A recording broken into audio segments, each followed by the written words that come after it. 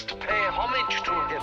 We have always been the prize because we have always had and still have something that other people won't, think they can't do without, and don't care to pay for. Because we have always been the prize, we have been under siege for over 3,000 years. Nothing that ever brought into Africa from the outside was meant to do the African any good. She made me to know my history, to know my roots. So I grew up with a love for myself and secure within myself, never feeling inferior and certainly not feeling superior, but that chip on the shoulder that the young lady spoke about is my self-assurance, my confidence, my ability to speak the truth without fear. I don't bend when I don't have to. I don't scratch where I don't itch. I look white people in the eye and speak honestly and truthfully and candidly and unhypocritically to you. That's not a chip. That's just self-assurance that comes from self-knowledge. Teach your children that, and whether we are here or there, we'll be able to make a future for ourselves. Who are you? You don't know. Don't tell me Negro, that's nothing. What were you before the white man named you a Negro? And where were you? And what did you have? What was yours? What language did you speak then? What was your name? It couldn't have been Smith or Jones or Bunch or Powell. That wasn't your name. They don't have those kind of names where you and I came from. No, what was your name? And why don't you now know what your name was then? Where did it go? Where did you lose it? Who took it? And how did he take it? What tongue did you speak?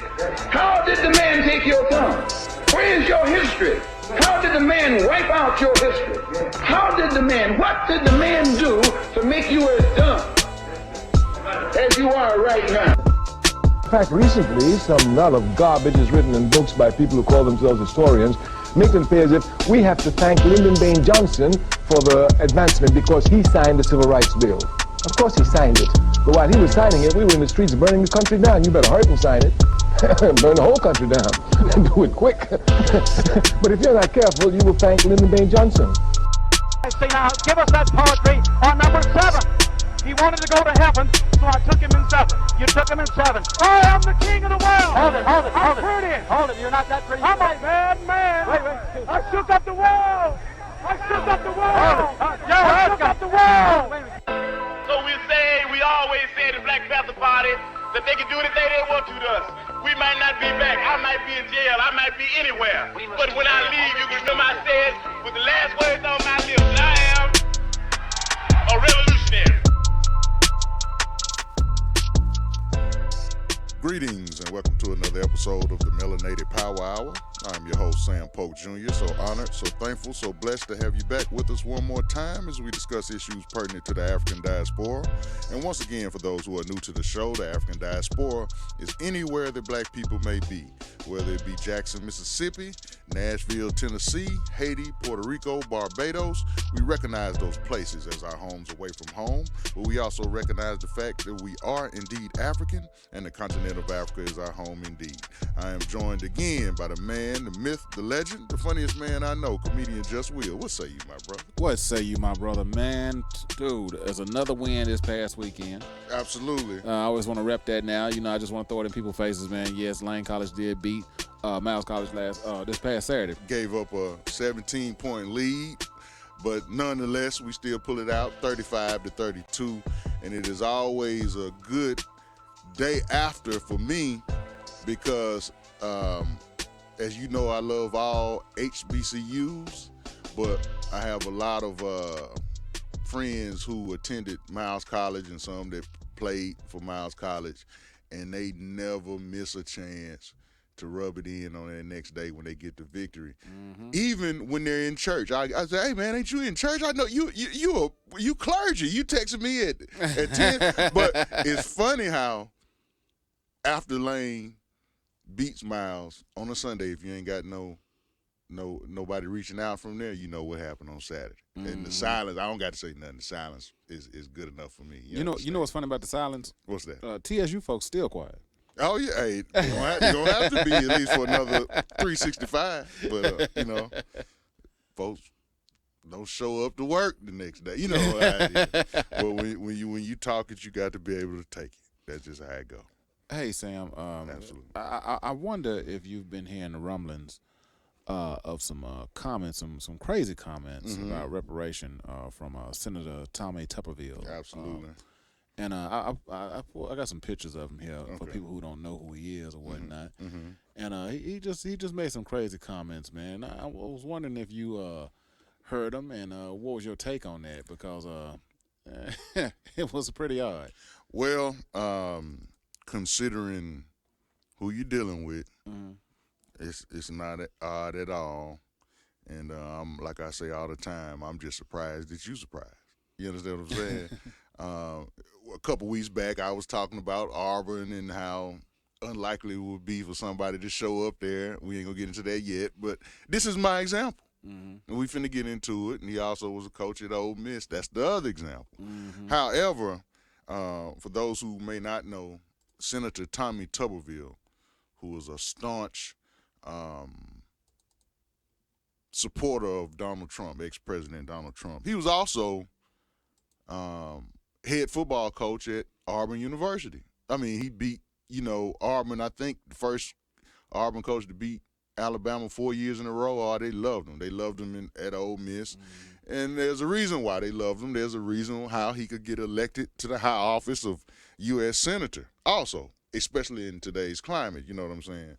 But at a rally for Donald Trump in a rural part of Nevada, he makes these comments. I'm going to quote them verbatim. I'm just going to read them. Democrats want crime because they want to take over what you got. They want to control what you have. They want reparations because they think that the people that do the crimes are owed that. Bullshit. They aren't owed anything. Now, think about that for a second.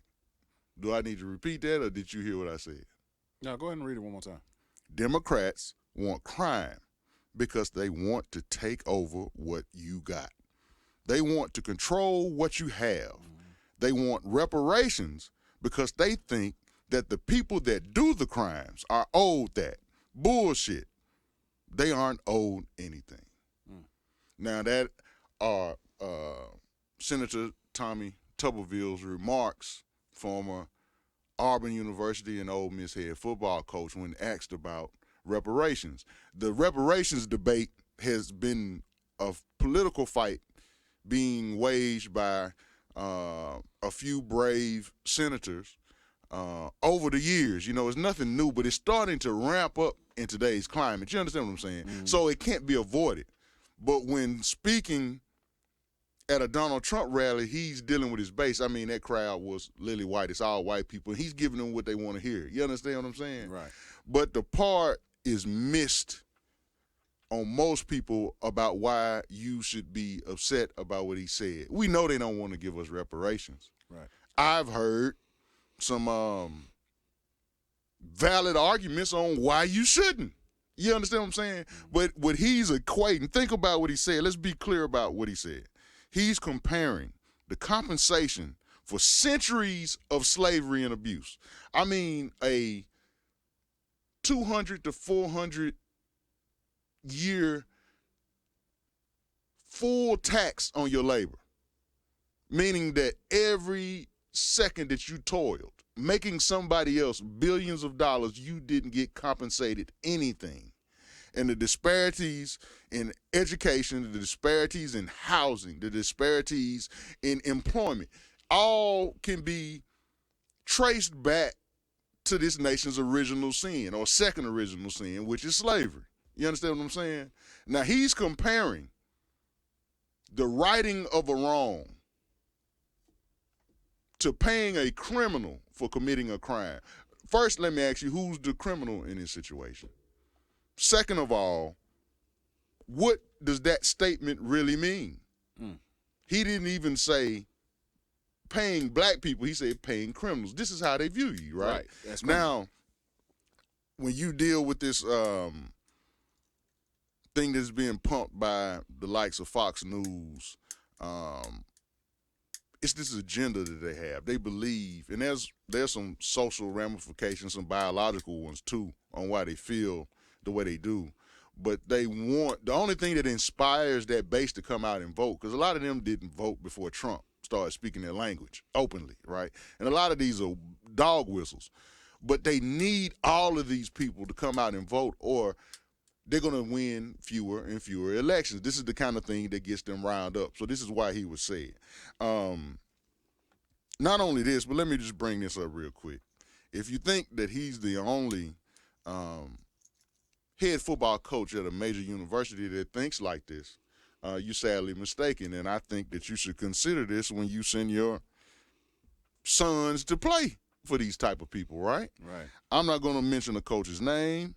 Well, yeah, I will. But this first one, let me just say this.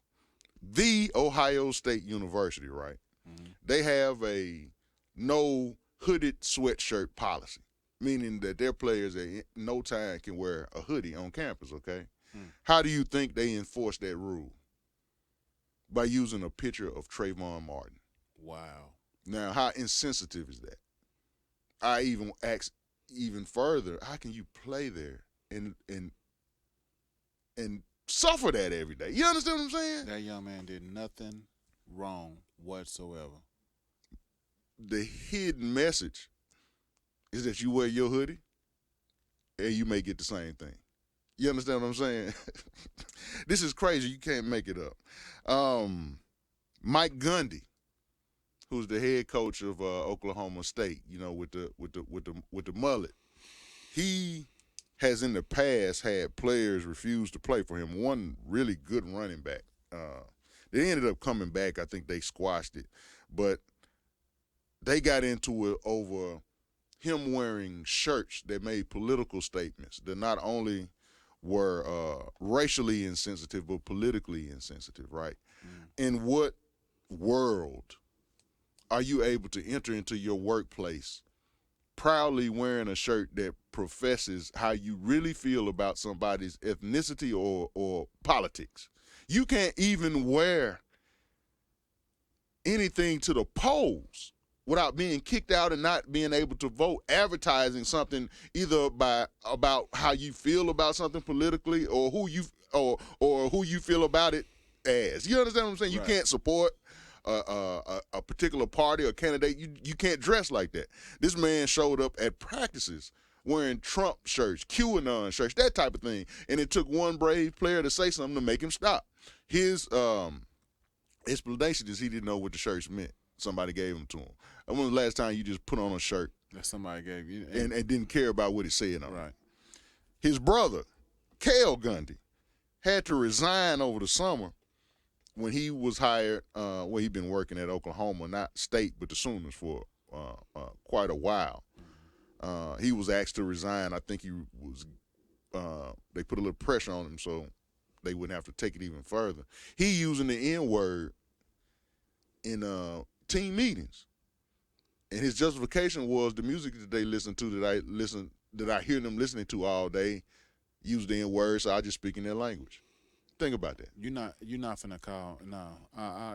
No. But this is the stock Tommy Tuberville comes from. You understand what I'm saying? I'm just trying to drive that home. TCU former head coach Gary Patterson uses the N-word at practice. May or may not be why he's the former. UT Chattanooga fired a grad assistant for posting racially insensitive tweets about Stacey Abrams. You know, she is a black woman who's currently running for governor in Georgia. Now, young people stay on Twitter and those kind of social. Why would you do that? These people believe that what they feel is more important than how you feel about it. You understand what I'm saying? Now, we're gonna get deeper into it as we go along. But Tommy Tuberville's comments sadly did not surprise me. I'm surprised at the reaction it got, what did you expect? Why do you think he made those comments, though? Because he was supporting his man, Donald Trump. That's the only reason a useful idiot like him can be allowed to make a living at anything else other than coaching football, right? He's hand selected because he's a useful idiot. You know, a crash test dummy. I can send you out to say whatever you want to say because you so blindly loyal, you will take the heat for it. You understand what I'm saying? But he's at a Trump rally, and I don't know if you know it or not, but, you know, we make light of Donald Trump a lot. You know, he says a lot of dumb things, but he's sinisterly bright, smart. He does things that if you don't study, if you don't care about the world and how it works, you won't even know these things are happening. We call them dog whistles. You know how you blow a dog whistle and only the dog hears it? Someone like Mr. Trump or Mr. Tuberville can blow these dog whistles and embroil their base to come out in full support. Give them all them, because these whistles tells them that I'm one of you without telling the general public what he just said. You understand what I'm saying? I'll give you an example. Over the summer, not this summer, but a couple summers ago, during the heat of the pandemic, right? Donald Trump chose his first public rally to be in Tulsa, Oklahoma. Now, I ask you, why is that racially insensitive? Because of what happened in Tulsa? Black Wall Street, right? Mm-hmm. Now, do you don't think he did that on purpose? Yeah, he definitely did it on purpose. Now, guess what the date was that weekend, this specific weekend he chose to do that rally? It was June 19th. And it's the only reason people are talking about Juneteenth the way that they are now. This brought it to the surface, you know, and got that quote-unquote holiday or whatever. So Donald Trump does these things, blowing these dog whistles to bring his base out in full. Also, that same summer on July the 4th, he chose for a public rally where he shot fireworks in the air all night, the backdrop of which was in South Dakota, and he chose Mount Rushmore. Now, on the surface, you may not think that's much of a dog whistle, right, other than those presidents being on that mountain. And other than the fact that you shooting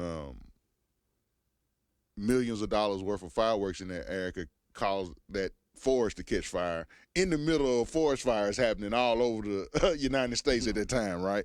But what you don't know, that these people know, is that before Mount Rushmore was carved with those former U.S. presidents on it, it was a mountain that Native Americans revered. In fact, they worshiped it as a god, and they called it the Six Grandfathers. Did you know that? Yeah, we talked about that on the previous show. Absolutely. And most people haven't seen what it looks like before they desecrated that mountain. But there's an example of what it looked like before they got their hands on it, right? He picked that as the backdrop. That means a lot, and it says so much to people who are in full support of him. And it may go over our heads without a second thought. You understand what I'm saying? So Senator Tuberville said what he said, basically, to make this last-ditch effort for Trump, repeat. And I think if you don't pay attention to a lot of things that's going on, that's very, very much possible. I also wanted to say this real quick. This is going to probably shock you. But we've also talked about sundown towns. Remember when we did that? Yeah. And the Green Book and all that good stuff. This rural part of Nevada is called Midden, Nevada. It's in Douglas County.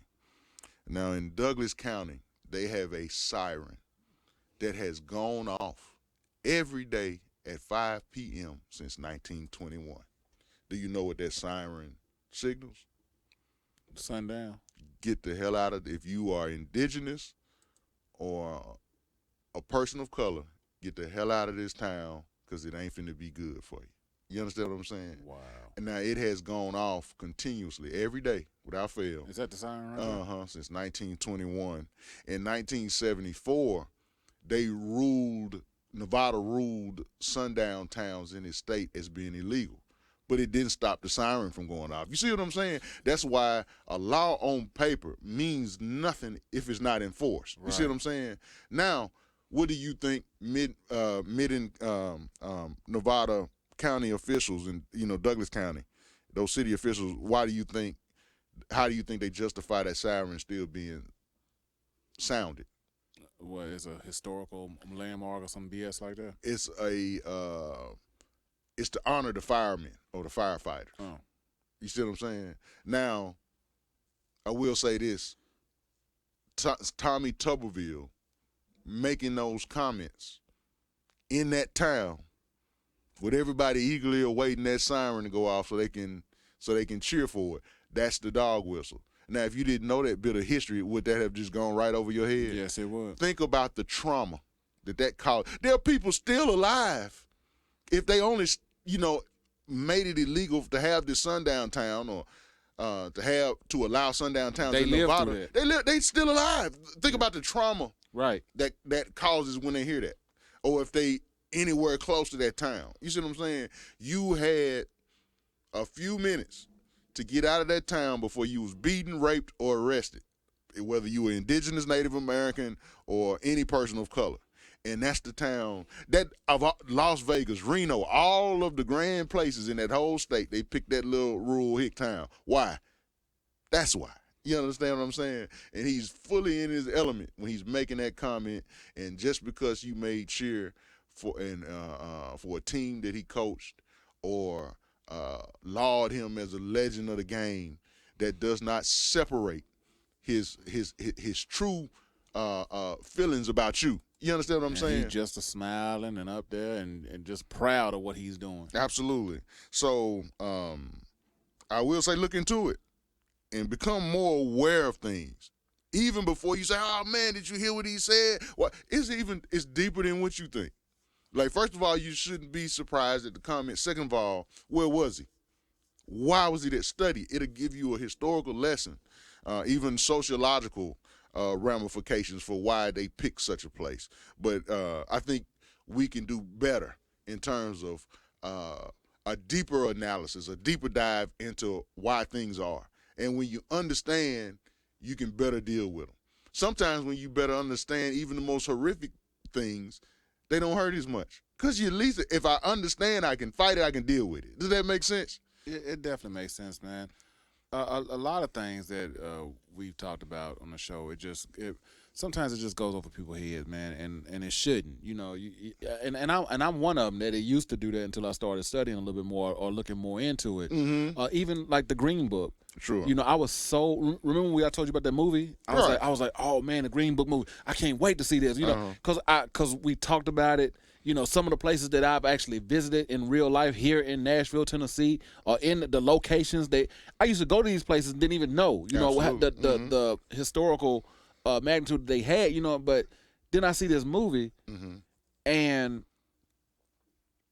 the way and I'm just going to say it, the way they shitted on the Green Book itself with the movie, it had nothing to do with the Green Book. Well, they used that title to draw people and it was and I'm not even going to talk about what that movie was about because I was highly disappointed and because they had a chance to do something great and they fumbled the ball. And that's very true, but also never be surprised because you cannot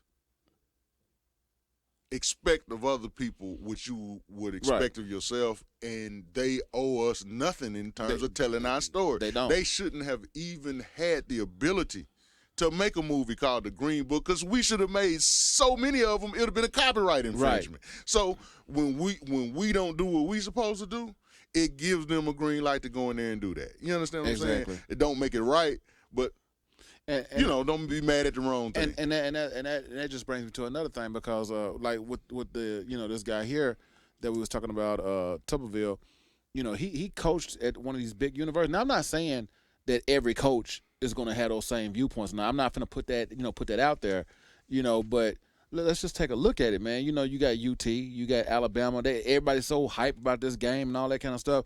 But what are these people's views? What are they coaches? Yeah, they like the brother who's out there running the football for him, but as soon as he can't do that no more, how do they really feel about it? You know, I'm not trying to turn this into, you know, let's hope. But man, I guess the thing that really pissed me off about the whole, you know, this whole thing is the views, the way the younger generation is looking at it. You know, one of the brothers, and I'm not gonna say his name or whatnot, man, but you know, he asked me a question, man. He was like, "Dude, why are you so passionate about, you know, Jackson State or TSU or like, why are you so passionate about that, man? Those games ain't nothing. Why are you so passionate about that? You know, don't you know Alabama and UT playing?" And you know, that's why I said, you know, what I said earlier. Yeah. I was like, you know, you have to, if this will help. First of all, in matters like this, whether it's coming from the open enemy or it's coming from us out of a place of ignorance, never be surprised. right. Because when you hear people say that the system is broken, that's wrong. The system working just fine. It's working like clockwork. It's supposed to have you sounding like a damn fool and believing what you say and then believing they can say anything. Now, I will say this, by the way, Tommy Tuberville made $25 million coaching football, and the Negroes he was coaching, he don't believe they should get anything. Just think about that. Now, second of all, if you don't study history, you do not know that what you're watching when you watch the SEC used to be our thing. Right. And it wasn't until the civil rights struggle achieved its gains, college football became a microcosm of the greater world. In other words, same thing happened to our movie theaters. Same thing happened to our restaurants. We somehow feel like they stuff is better. And all of our talent, all of our brain trust leaves and goes to supports them. So why does Alabama look as impressive as it does? Because Alabama State don't get them players no more. Why does Georgia look as impressive as it does? Because them guys ain't playing for Savannah State no more. But you have to spark an interest in young people. It's hard to do this work because you walk around mad and frustrated if you don't understand why you mad and frustrated. You understand what I'm saying? So that's, whenever that happens, whenever I'm questioned like that, it's a teaching moment. You understand what I'm saying? You ain't got to listen, but I'm finna at least lead you to the water. You understand? And I guess that's because, you know, with me learning more and actually, you know, well, as far as the colleges go, I knew that, you know, as far as, you know, and I've never been, you know, even to this day, if I went back, I would still go to, you know, the type of college that I went to, simply because that's how I grew up.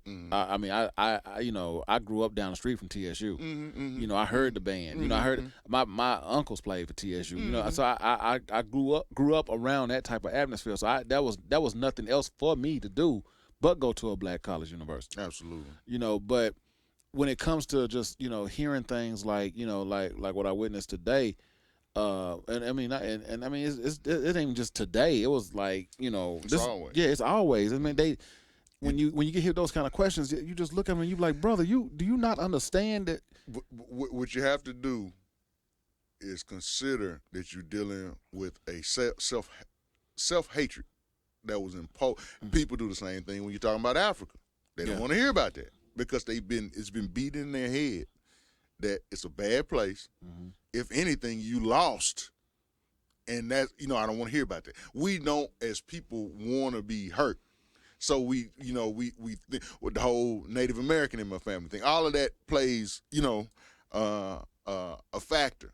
But when you've chosen to do this type of work, it can't get you down. It's a labor of love. And you got to remove your emotions, like Eldridge Cleaver said. Put your soul on ice, and that title is so important because it's missed on people. Not only is it a cool ass name, it also means if you got meat that you just bought from the grocery store and you don't plan on cooking it now, do you leave it on the counter?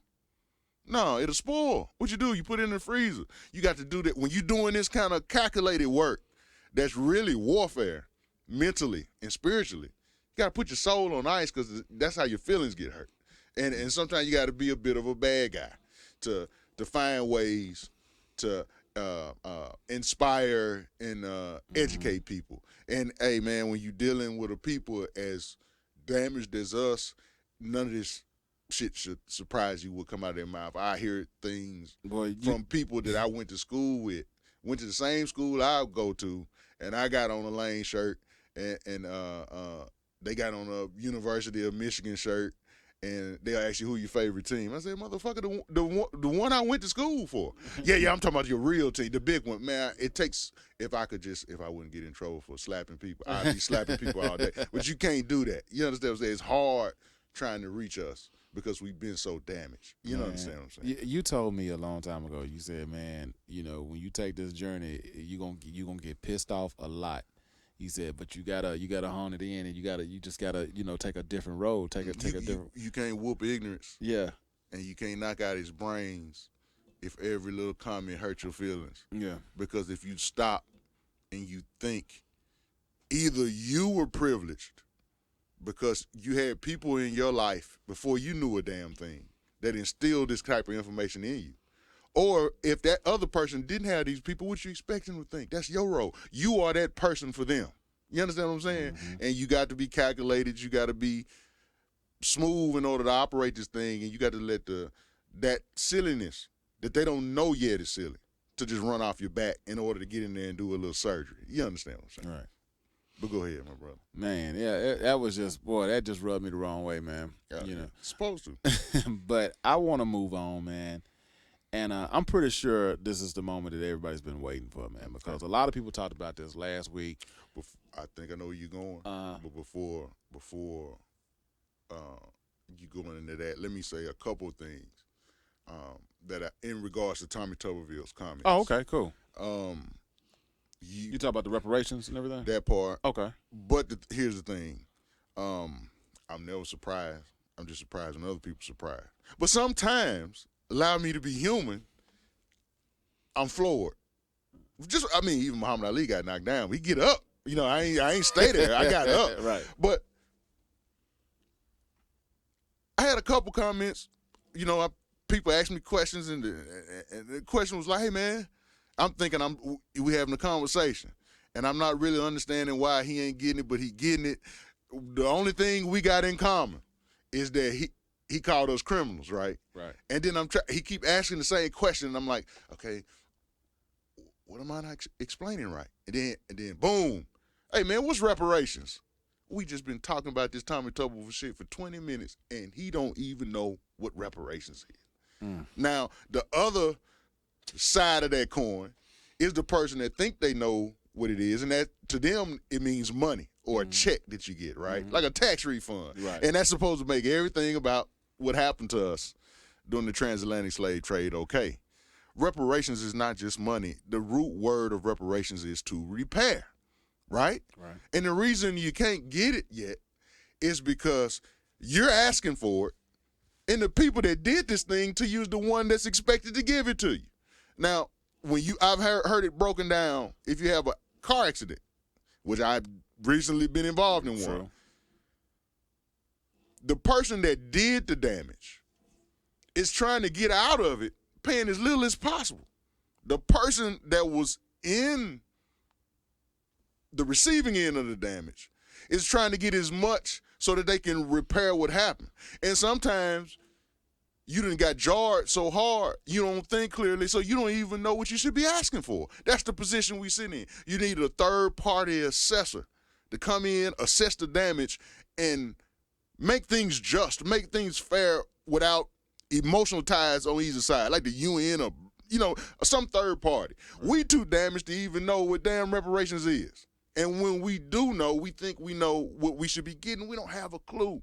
We ain't been allowed to know. And the Tommy Tubervilles of the world in Washington, D.C. is going to give you pennies, if anything. And then they'll have a Lincoln sale or a Cadillac sale, and you give it all back to them, right? Let me just break down for those people who say it'll never happen. And I've learned in my life, I ain't been on this planet that long, but one thing I've learned never to say is never. Never say what you never going to get, never say what you never going to do. Right. During World War II, 120,000 Japanese Americans, not Japanese Americans. They're your teachers, they're your bus drivers. You know, they live in this country, American citizens. Right. 120,000 of them were rounded up and put in concentration camps in this country for no other reason than America was at war with Germany and Japan. Now, somehow in their mind, in that racist mind, it told them that all of a sudden these Americans who just happen to be of Japanese descent gonna take the side of Japan. Not factoring in a lot of them came over here because something wasn't going right over there. But anyway, you know, you got two ways of breaking this down: the long term, the short term, right? When you look at it in the short term, there was something called the Japanese American Claims Act of 1948, which in today's money paid out $3.1 million to the victims. Now, how was that sum calculated? They estimated in all the years that 120,000 Japanese Americans was interned in this concentration camp, basically prison. They suffered $3.1 billion in property loss. Not only did they intern them in camps, they took their houses, just took it. How you justify that? You know what I'm saying? This is crazy. And over the years, they got another $6.4 billion in economic loss. Think about all of the salary that they missed out. Whether you had a small-time job or you was a brain surgeon, they calculated all of that income that they would have earned working, but instead they're enslaved in these prison camps, right? Mm-hmm. In 1988, the Civil Liberties Act said you owe them another $38 million at $20,000 each per survivor. You see what I'm saying? Don't tell me it can't be done. And you never, as a hurt person, you have to understand this: hurt people want to hurt people. Right. This isn't said out of me thinking my suffering is greater than yours. This is just facts. We went through what we went through for hundreds of years, centuries. This was a few years approaching a decade. Now how you get it, and I ain't get it. And I was here before you. You understand what I'm saying? And what year am I talking about? I'm trying to think. I'm losing my train of thought. 1987, I think, is when they finally abolished the Social Protection Act, which, you know, it got started in Oregon by the Board of Protection. Mm-hmm. And basically what they did, they used eugenics to justify, and the Supreme Court, man, way back in 1927, gave the green light for this in a case called Buck versus Bell. Look it up.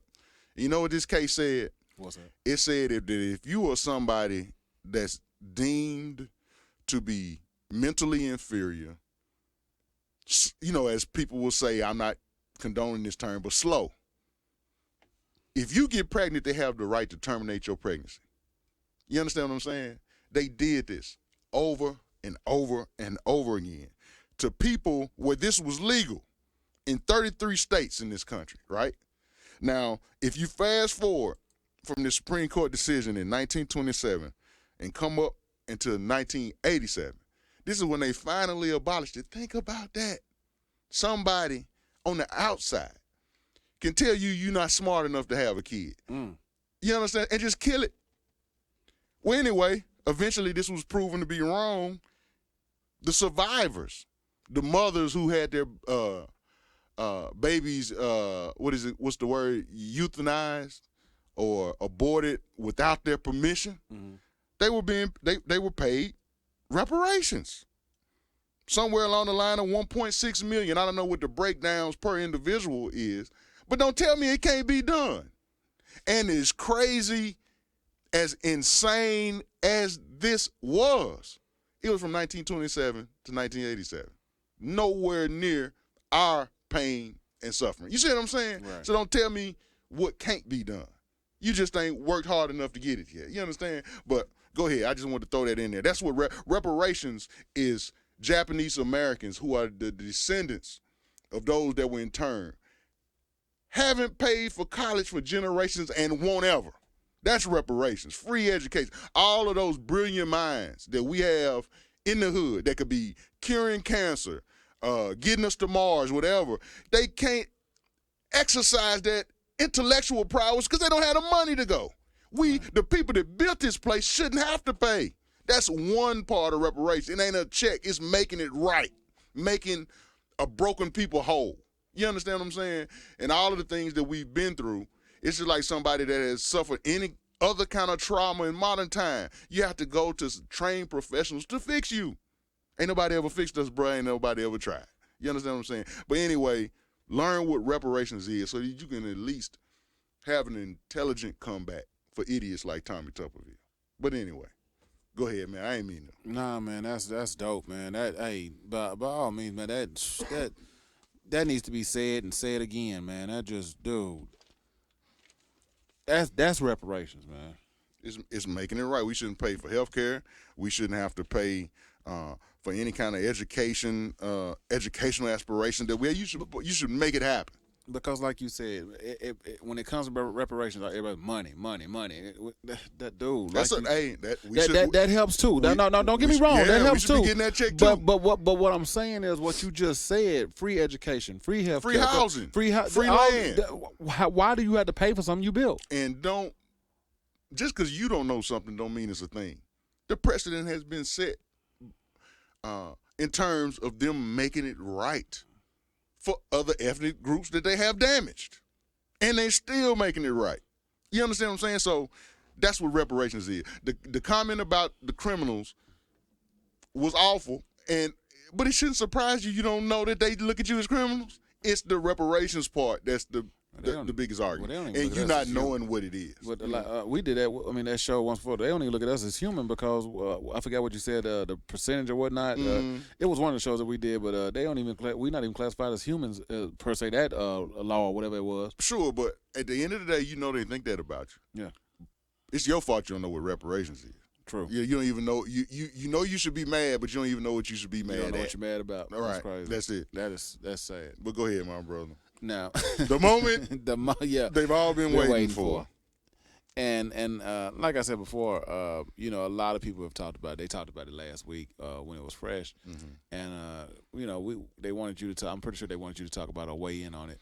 But we had I even been accused of running from it. Oh, really? Yeah. But we had a show of a different nature last week. Right. And it came on the heels of a previous episode where it was so pertinent that I thought it would be a disservice, not only to the guests, but the people listening, to delve into this instead of giving her full time and the audience's full time in learning about something that I'm sure many people may not have known about. Right. But ain't no way around it. I wasn't running from it. I can be me, and we can discuss this, and let's go for it. A lot of people finna be mad, Brother Brown. Let's discuss it then. Because my analysis of something, even when it comes to sports, it's going to be historical and it's going to be sociological. And my soul on ice, you think I give a damn about your feelings? Let's go. Let's go. Coach Prime, Deion Sanders, the he ain't SWAC, I'm SWAC comments. What's going on with that, man? Okay. This is something that I wish we didn't have to talk about. And the reason being, well, let me say this. What we're finna talk about, it's unfortunate, but it's fortunate. It's unfortunate because it took away from a game that should have been celebrated. It's fortunate because now we can talk about it sociologically. You see what I'm saying? And that makes me happy. The sociologist in me is happy. Now, for those who didn't know, who may be under a rock, or you only watch Big Ten football, you may not know that Jackson State University Tigers last week played Alabama State University Hornets at their homecoming, the first homecoming they ever had, by the way, which is a unique history in and of itself. They got a couple games that they play off campus. They use those as their homecomings. And I'm still researching because I can't get an Alabama State grad or alumni to tell me the real reason, but I'm pretty sure it's got something to do with it not being safe in such a close proximity to downtown back in the day. You niggas better not congregate and have a good time. But anyway, before I make that as a point of fact, I'm still doing further research. One thing I do know about Brother Brown is SWAC football. Mm-hmm. I grew up in it, immersed in it, wrote a damn book about it. Mm-hmm. So let's go. Coach Prime takes Jackson State to Alabama, Montgomery. So much civil rights history. And he said all week in pure Muhammad Ali fashion that you shouldn't have invited us for your homecoming because it's finna end bad. Now, why was that an insult from a football standpoint, Brother Brown? Because the teams you play on homecoming is the team you're supposed to mop the field with. They cupcakes, right? Why? Because alumni donate more money when they happen. Exactly. And if they only see you once a year, they want to see you whooping somebody. Exactly. And the average alumni is not a football fan, and they don't know the damn difference from this cupcake you playing and if you played the #1 team in the whole universe. So this is why we do it. Mm-hmm. So Deion Sanders being the master promoter, he ain't really mad. He's doing what Muhammad Ali did. Everybody know Muhammad Ali. I might be fighting as Muhammad Ali, the #2 ranked boxer in the whole world. What does that mean? He the second best in the whole world. You know how many hundreds of thousands of boxers that's saying something. But because the average sports fan who's not a boxing enthusiast, they only know me. Mm-hmm. So in their heads, he just fighting nobody. I'll probably sit this one out. I ain't gonna pay for it. Muhammad Ali, he'll start something. You ugly. You fat. You shouldn't be in the ring with me because it's an insult. You too short. You blah, blah, blah. The other guy gets mad, and it goes back and forth, and people love mess. Yes. And it sells the fight, and the tickets go through the roof. The intelligent boxer on the other end thanks him after he does that. Sometimes some people can't handle it. Joe Frazier went to his grave not being able to forgive Muhammad Ali because of the hurtful things he said. But he didn't understand, like a lot of boxers, like Ken Norton. Just shut up, let him talk. Ken Norton even beat him. You see what I'm saying? So he takes this stuff personal. Let me say this, by the way. Coach Eddie Robinson Jr., I've been watching him since I was a child. I'm a product of black college football. My dad took me to these games, right? Brother Brown, I remember when he started playing football. He was an offensive lineman at first, number 57. He gets moved to outside linebacker. He's so good, he gets drafted to the Houston Oilers. He plays for the Titans, right? Mm-hmm. You know why else I like him? It's because he didn't have an athletic scholarship. He was on a full academic scholarship, majored in chemistry. This brother is bad. I got so much respect for him. Check this out. I got receipts, man. You know what I'm saying? And I collected a lot of this stuff. And my dad didn't let me cut it up and hang it on the wall like most children do because for some reason he wanted me to keep this. And before I was old enough to know how you make a son, I didn't understand that he was giving me this so I can give it to my son. You see what I'm saying? Now, this is a game I went to. I got this media guide. In 1991, I'm in the 9th grade, Alabama State game. Who was that on the cover? I'm just doing that to show you that this is how much respect. I kept this. That's Eddie Robinson back in the day when he was the man in his prime. You see what I'm saying? So I just want to say that before I say the next part. Okay. Because two things can be true at the same time. Let me hold that up for people. I can like you as a football player and a coach, and I could think you a damn fool as a human being. Now, because of Coach Prime's derogatory comments, if you want to take him at that, I didn't. He's selling the game just like Muhammad Ali selling the fight, right? Right. Because of it, in the whole history of Alabama State University, they ain't never sold out their stadium. Well, they had a full sellout at 31,334 in attendance. Jackson State, which is the hottest HBCU, almost can be argued the hottest college football program in the country at the current moment, coming to Montgomery, brought an economic impact estimated at $4,216,995. When's the last time Alabama State or any kind of HBCU saw that kind of money? But you mad and don't understand what he did. You see what I'm saying? Now, let me say this.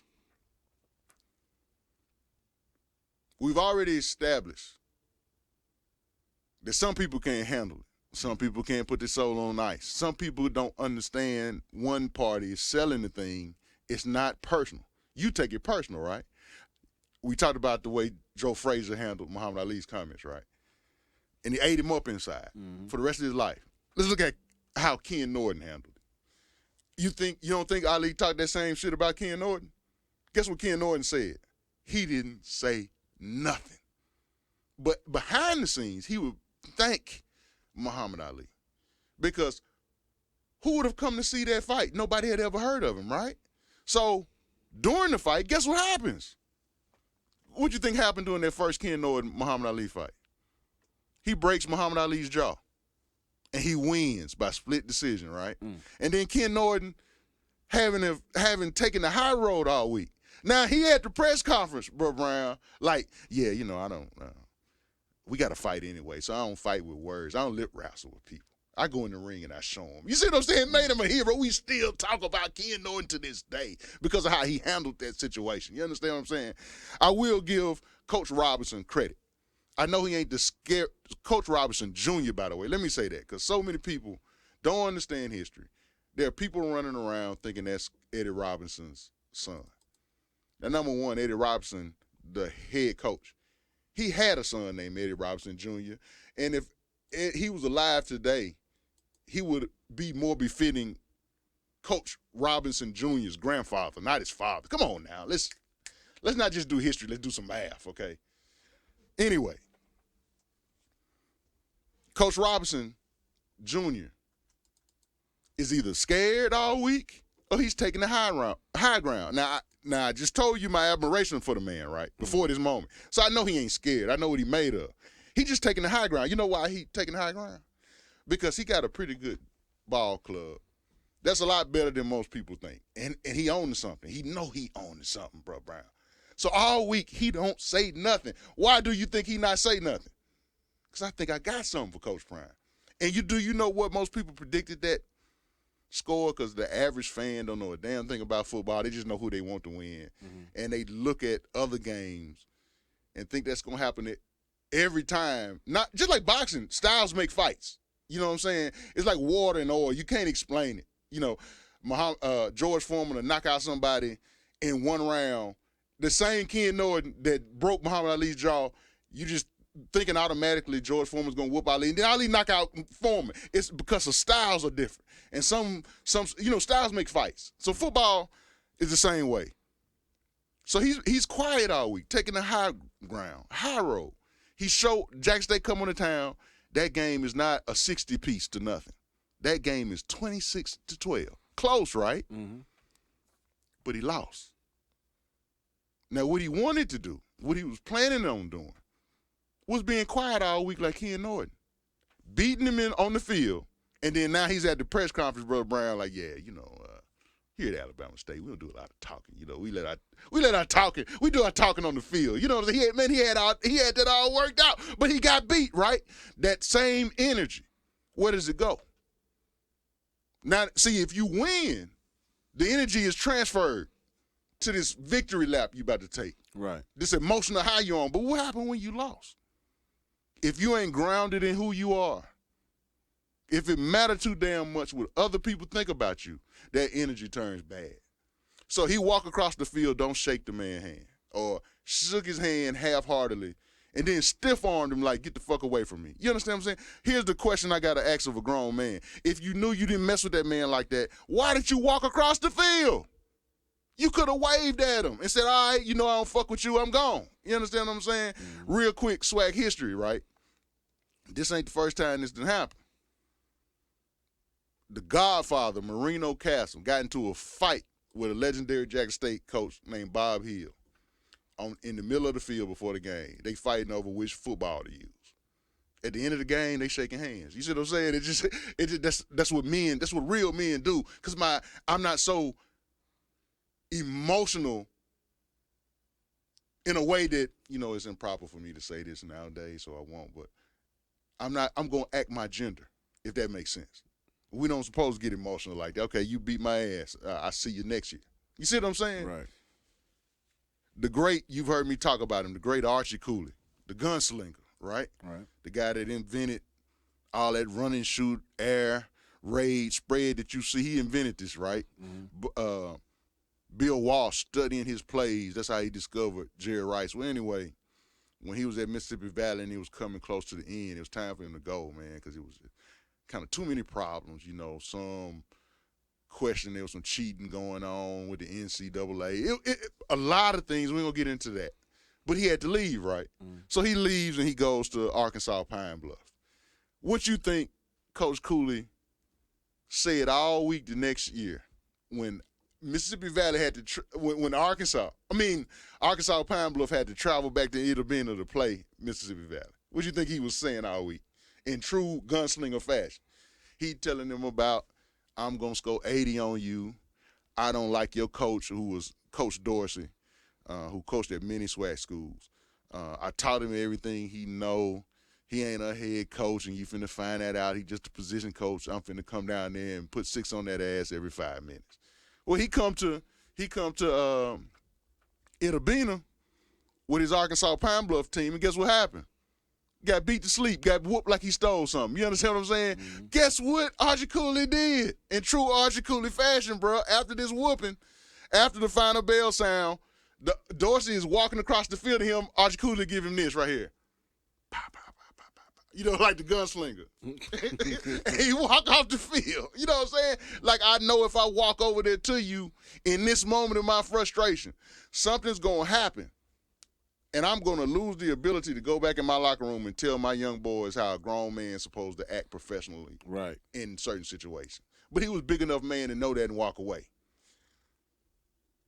What I got to say about Eddie Robinson is probably the most stingingest is not him not wanting to shake his hand. It's what he said at the press conference. And by the way, more receipts. I do this. I've been doing this. That's W.C. Gordon, 1982. That's we're gonna talk about Mr. Eddie Robinson a little bit. And that year is 1980. Here's the Godfather, Marino Chasm. I don't know if you can see that. I ain't good at holding these up. But anyway, let's go to what he said at his press conference.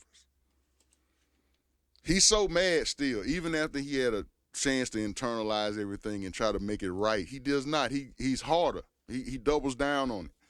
And he makes a comment like, forget Deion Sanders. He ain't SWAC. I'm SWAC. I stand on the shoulders of greats like Jackson State coach W.C. Gordon, the winningest Jackson State coach in Jackson State history, right?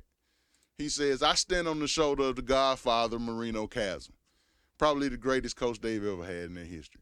And he also mentions his namesake that's not related to him, the great, legendary coach Eddie Robinson. I stand on his shoulders. Brother Brown, what's asinine? What's completely and utterly stupid about that comment right there? Coach Robinson Jr. does not know SWAC history, or he wouldn't have made the comment. You know why?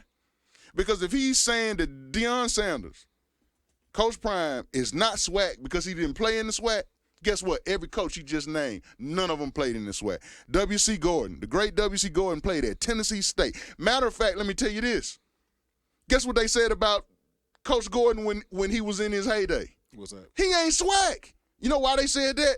Because he put, Jackson State colors are blue and white. Mm-hmm. He put some red in it. He called it the red accent because it gave a little pizzazz to the uniform, right? Here's this helmet. Let me show you this. Hold it up, Brother Brown. I ain't good at that. That's Jackson State University's helmet. That's the one they used to wear when I was a kid. They don't wear that no more. I wish it would come back. But you see that red, you see that red face mask and that red around that blue block, which he designed him also. That offended people. And it caused them to call the great Coach Gordon before he became who we knew he was, before he became the person we know now. They were saying the same thing about him. He ain't SWAC. You know why? Because he graduated from Tennessee State, and they thought he was putting that red in there trying to make the team look like Tennessee State because they had some red. You see how silly people are? And now you fast forward, everybody love them. Now, I tell you this, I love that red and Jackson State uniform, and some coaches have come to try to take it out, and we overdo it a little bit now. It's supposed to be a red accent, but now you see the red pants, the red jersey. You know what I'm saying? I didn't like that at first. But when I found out how there are people today who remember that time in the 70s when he put that red in there, they forced him out. They always treated him like an outsider, like he didn't belong. So now, man, I want everything. I want paint the whole goddamn town red. You understand what I'm saying? make the whole thing red. And that's WC on that end. So I get that part of it. Hold that up for me. Now, WC Gordon went to Tennessee State, so that's why that coach being mentioned by Coach Rob was ignorant. The great godfather, Marino Casler, he went to Xavier. He ain't SWAC. So we've established that WC Gordon ain't SWAC. Marino Casler was not SWAC. The great Eddie Robinson, the greatest of all time, the GOAT of HBCU coaches, right? He went to Leland College. You ever heard of Leland College? No. It was an HBCU that does not exist no more. It was in the state of Louisiana. And by the way, the great legendary Coach Robinson got his master's degree at the University of Iowa. That really ain't SWAC. But let me say this. Furthermore, showing how idiotic that statement was by Coach Robinson, let's look at his contemporaries. There are coaches in the SWAC that coach in the SWAC currently. These are his compatriots, right? And he has no idea that the current coach at Alabama A&M, Coach Maynard, the one that asked Coach Prime for a scooter and he got a pink one after he whooped his ass at homecoming, he went to Winston-Salem State University. Coach Willie Simmons at Florida A&M currently, he played at Clemson. John Merritt, the great John Merritt, one of the greatest coaches that Jackson State ever had, he went to Kentucky State University. Doc Gamble, the current coach at Arkansas Pine Bluff, went to North Dakota State. The greatest coach in Southern University history, Billy Nix. Not Southern, Prairie View. Billy Nix. He went to Morris Brown. That ain't in the SWAC.